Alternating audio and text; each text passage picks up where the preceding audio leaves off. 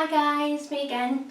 So today I thought we'd have a go at making some shampoo bars. I've been wanting to try them for a long time, but I just can't justify spending that amount of money. I know they're meant to last 3 months, but anyway, they're really expensive for something that I don't even know that's going to work on my hair.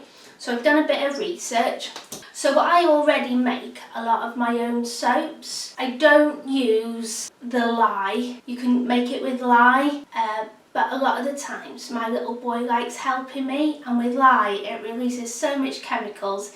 If there's an accident, it can burn. He just wouldn't be able to help me, and he really enjoys making it with me.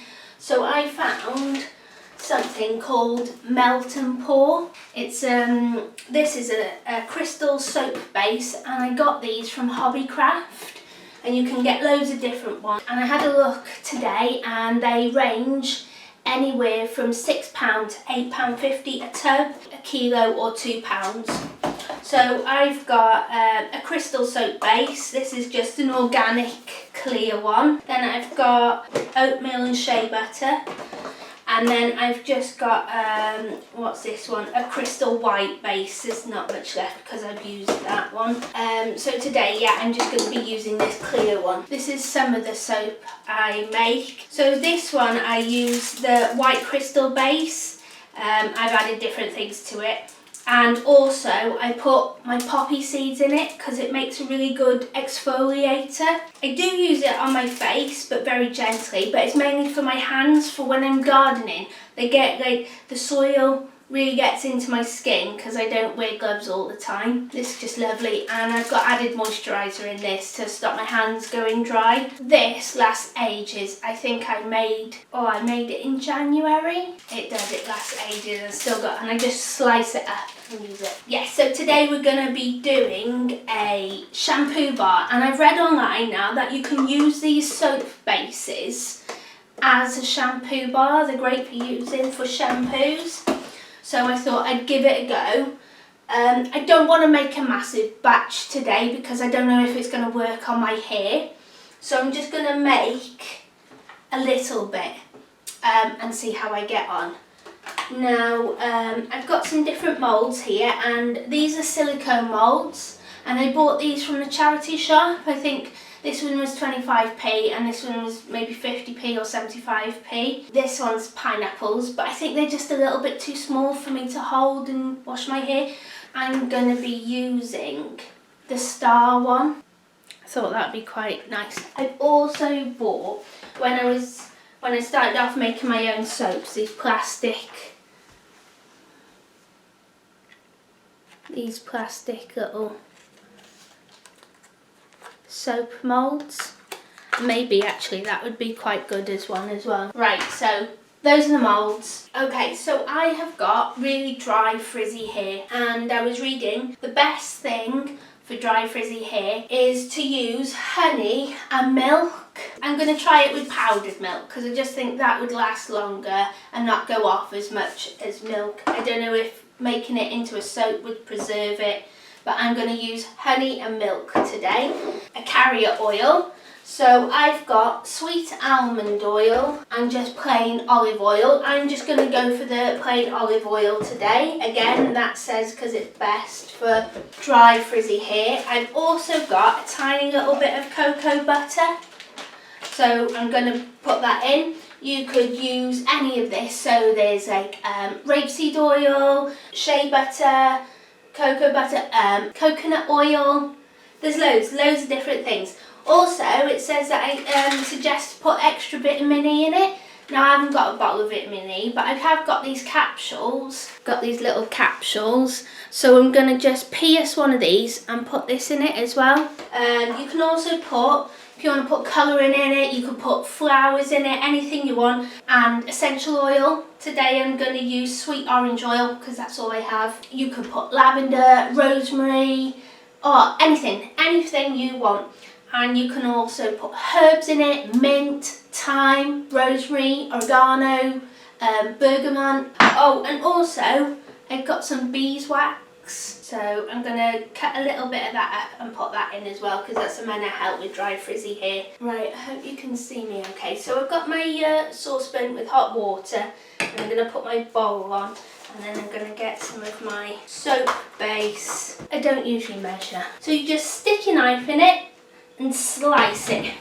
A bit like butter. 300 grams of the soap base. And now I'm just going to cut it up, and I'm going to add this to my bowl into chunks like that. And now we just have to wait for that to melt. Right, so that's almost melted now. It does take a little while, but you can also do it in a microwave. You know, just like a minute at a time until it's melted. So I've got my ingredients ready here now. So I've used 300 grams of the Melt and Soap pour base, and that cost me £6 from Hobbycraft. I've got 5 grams of beeswax. I've got 5 grams of the cocoa butter,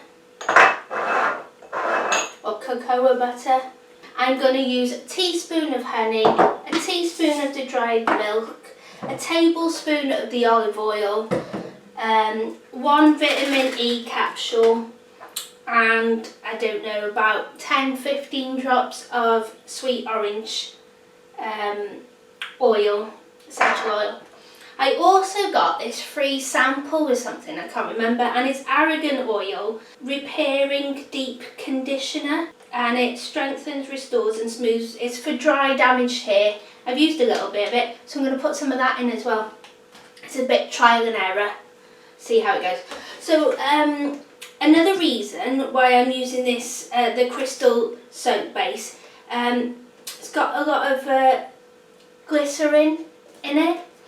And I know this might sound strange, but when I use soap or shampoo, anything like that, if it makes a lot of bubbles, I feel like it's doing a really good job.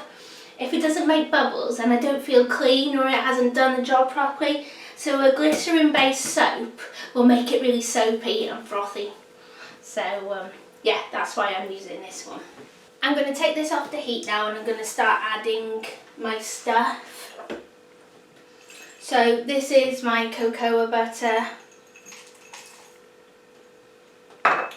and my beeswax. And again, I'm just going to go back on the heat and melt them. Right, so that's all melted now, so I'm going to add turn the heat off, and I'm going to add the other ingredients now. So I've got my vitamin E capsule, and I'm just going to pierce it with my sewing unpicker, and I'm just going to squeeze that in and give it a quick stir. Now I'm going to add a teaspoon of olive oil. I'm going to do a teaspoon of dried milk. Give that a stir. Teaspoon of honey.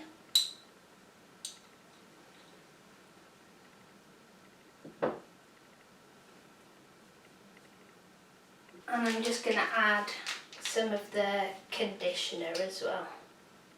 You might need to heat it up, because it does start to set quite quickly once it cools. Lovely, turn it off. Right, now I'm going to add my orange essential oil, and I'm going to try 10 drops first. So I know the initial cost of this seems quite expensive, but if you think this is going to last you at least a year, and you can make the soap and the shampoo with all of this. So you just buy one lot of stuff, and a lot of this stuff I'm just using out of my cupboards. Vitamin E, the milk, the honey, even the olive oil. You don't even need to buy an expensive carrier oil or anything like that. Another thing I like to do is I grow a lot of calendula flowers. I pick the petals and I dry them in an oil, and I just leave them in a jar for 3 to 6 months and use that oil in my hand soaps. That's lovely. For a more calming one, I use chamomile flowers. That's really nice. £6 for the pour and melt. That's just for the basic one. Obviously, if you want to spend a bit more money, you can. These little essential oils for 10 millilitres, they range anywhere from £1.50 to £2.20 or £2.40, and I get these off eBay, and you usually get free delivery. Even the molds, You can use ice cube trays, whatever you want. Right, so I've transferred the mixture now into a jug so I can just pour it, and it really does set quite quickly. You have to move quite fast. If not, now it's in here, I just blast it in the microwave.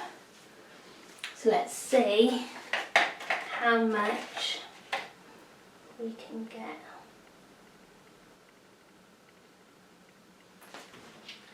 Right, so that's made 3 bars. It's just filled them. So I'm just going to leave them here now to set. And once they set, I'll be back. So they're all set now and hard. And I have 3 beautiful bars of shampoo.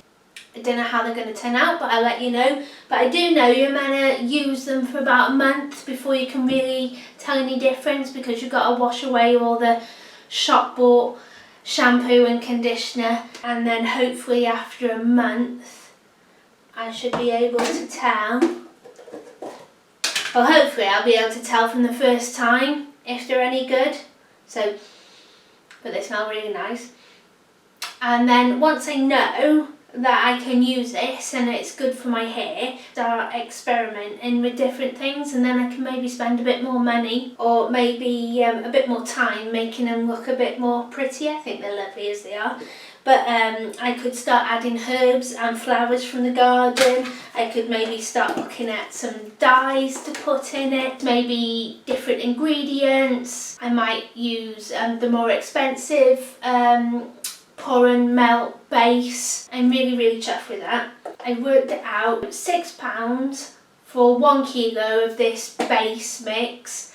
So for every 100 grams that's 60p. I use 300 grams, so that's £1.80. So £1.80 a bar, and then say all the other little bits, maybe 20p. So for 3 bars, it's cost me maybe £2. If it doesn't work out on my hair, I can always use it like a bar of soap on my body. So I will keep you updated how I get along with it. And if it's any good, I shall be making some more. And also, they make really good gifts. So if any of my family are watching this, you'll all know what you're getting for Christmas. I'll see you soon. Take care.